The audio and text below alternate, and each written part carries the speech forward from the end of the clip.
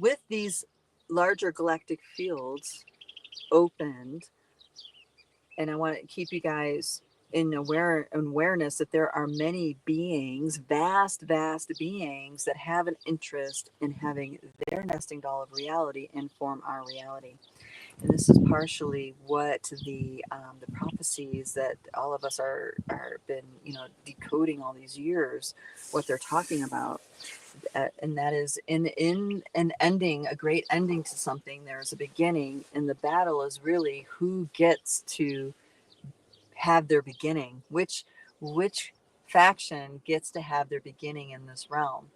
And I feel like this is really where we come in. We are the ones that have to use a discerning eye, a discerning sense of, you know, discerning compass to decide which group, if any of those groups are, would we take, you know, bring their teachings, take action upon that reality and bring it into this reality. And that's all that needs to happen.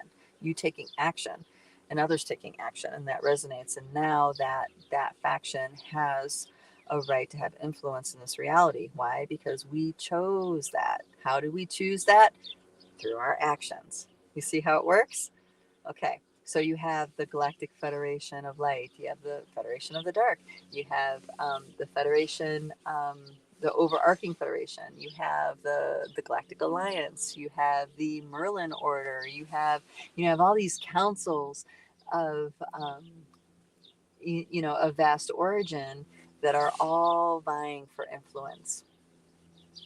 And in the past, the elders knew what was going on. They knew the larger landscape. So when they set their intention and start dreaming the reality they wish to be so into being, you know, they were always choosing things that are in service of humanity, like clean air, clean water, good weather, healthy crops, you know, the basics.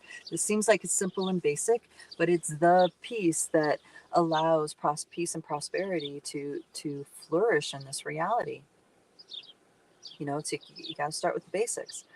So you and me, you know, the elders are fading out, and that we've received their transmissions. We've been working with them for many of us decades through Dreamtime and other means. Same thing goes with the elemental beings. You know, the Fae and the different sects have been working with humanity for a very long time for these times. I mean, my own elder lineage, you know, this was conceived back in the 80s. They started giving transmissions to the Westerners to help us with this transition into the new human experience. Because without it, it's, you know, the likelihood of the number of people who will successfully make the transition will be a lot less.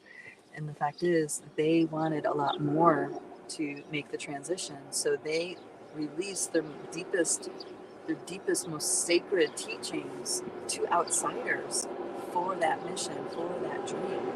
Hold on, there's something loud going by.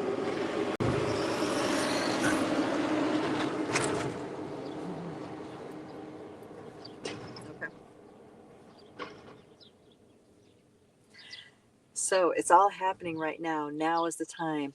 And I also want to keep encouraging you guys to keep hitting up Dreamtime. Even if you don't remember anything, keep doing it. Go into Dreamtime with an intent. Write it down before you go to bed.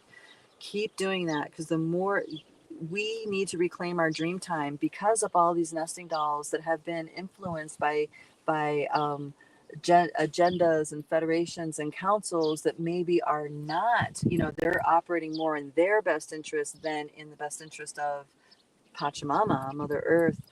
You know, we really need to reclaim our dream time as much as possible. It's like, I feel like it's a responsibility of being in a biosuit as a guardian of this realm, you know.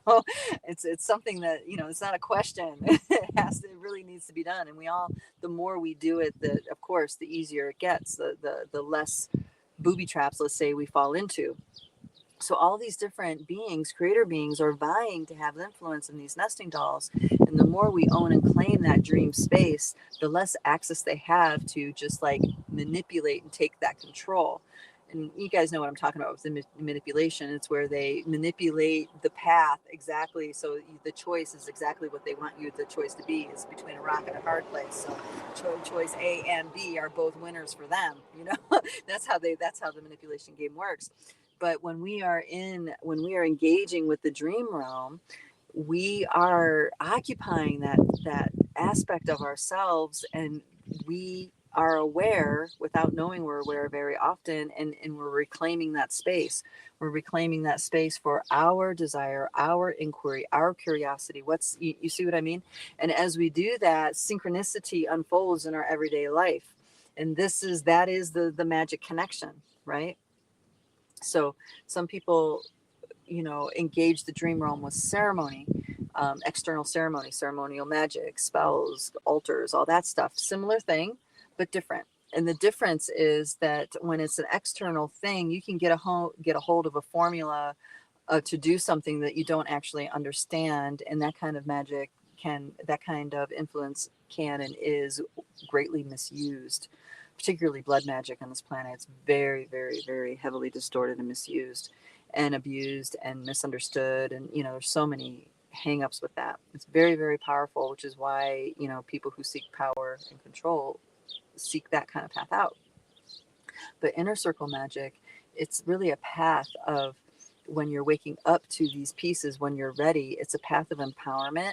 Each time you become more and more liberated, each time you become more and more grateful, each time you become more and more appreciative to the discovery you've just made. It's okay. And then you start really walking in grace more and more, because you'll have the intention and the dream interaction, and the nesting dolls will shift, and you won't even know those nesting dolls have shifted until the synchronistic moment has arrived. You see what I mean? So it's a very, very potent practice. I think what a lot of people get hung up on is that they treat dream time as something to interpret. And there is value in interpreting dream time, especially when it comes to understanding yourself, understanding your emotional hangups and stuff like this. We use dream time as in just cutting through the noise and getting to the voice of your spirit. It's like, okay, yeah, you have mother issues. Yeah. How do you let go of that being the dominant influence in your lens and see from another perspective? You see what I mean? Yes, we do unwindings of woundings. That's in a different setting. In the actual dream tracking setting, it's like, okay, all this time unraveling your woundings, you're not holding on to it so much. So when we are in the dream tracking space, you can see the influence of how this is on your lens, and choose to be open to a different perspective. And this is where energetic downloads come in. It's like your own spirit, your own higher self starts taking the wheel and really propelling you forward. And it's so abstract that you don't notice it. You don't notice it until the synchronicity comes and is sitting in front of you, and you're like, oh wow, yeah, I was just thinking about that. Like this. And when I was in training, so we'd make jokes, right? Running jokes with stuff. And one of the things that would get joked about is that, synchronicities at first feel like there's miracles happening in your life, but there is a point where the synchronicities are so consistent and so fluid that it actually becomes your way of life. You start to become the sacred dreamer, and synchronicity is the way of life. And this is a terrifying model for living for most humans, because we have ego drivers.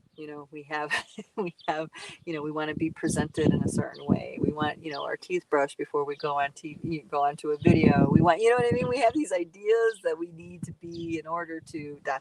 right? But there's a way to play with it and make it fun, where you are getting everything that you want in the way that you want it. It's just more of, it's not a controlled thing. It's more of, oh, let's drop the seed and see how it grows, kind of thing. And, as I was saying in the beginning, having a strong energy field is really essential for that. Having a clear compass is essential for this. It's like, in order to walk this kind of power, you really have to be clear inside, so you're not taking action out of wounding.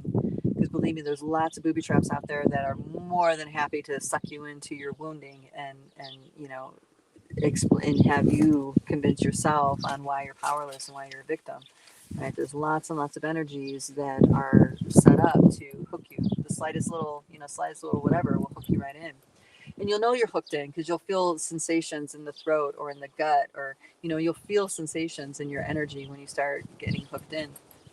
A lot of times is we don't care. We just keep going with it because we need to, we need to go down that road until we don't, of course.